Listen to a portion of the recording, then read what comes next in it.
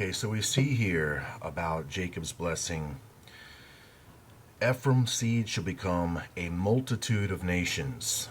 Now, when we're talking about the United Kingdom and the USA, we're talking in a sense about seemingly on the surface two separate nations. But in reality, they're really all connected. They're all connected to the same agenda, the same rule, the same symbols. I mean, even look at the flag, the British flag, red, white, and blue. The United States flag, red, white, and blue. The United States, the United Kingdom, and then we eventuate into the United Nations, which are all united under the same ideology of Ephraim and Manasseh. So the United Nations is the real eventuation of where this rule of the world, this crown of the world, has been given to or awarded to these sons of Joseph, Ephraim and Manasseh. And they eventuate all the way to the United Nations. Now, to understand here what we just said, simply put, Ephraim is both a two fruitful land, USA and the UK. Manasseh is just the UK itself. I think we've got that under control. And if you look further into that information, you're going to find out you got days worth of research to go on that. I just kind of summed it up for you. All right, now we're finally getting back on track. We understand the path that Ephraim and Manasseh have taken. Now what we want to do is look into some of these incredible details that we're going to find here. Okay. What we were looking at was Jacob's dying blessing, Genesis 49, verse 22 through 26. And that was all about the Joseph's sons becoming a fruitful bough. All right, what we're going to do now is we're going to go to Deuteronomy chapter 33, verses 13 through 17. And what we're going to experience here is this dying blessing by Moses.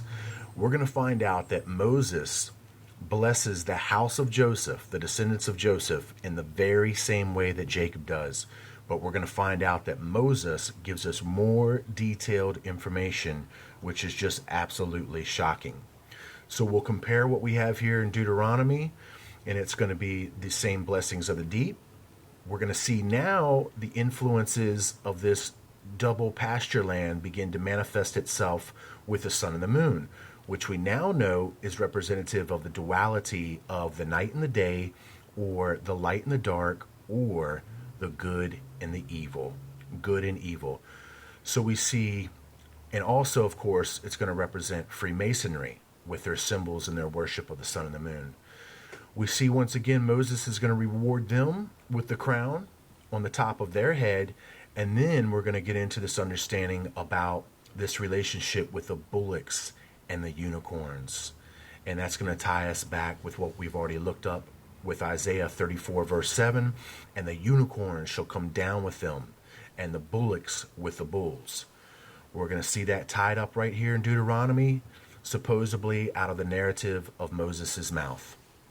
And eventually, this connects back with what we looked at in Revelation 19, verse 17 through 18, when I described those birds of heaven and Revelation, which was called by that great God of this earth to come down and feast upon these kings and these nobles.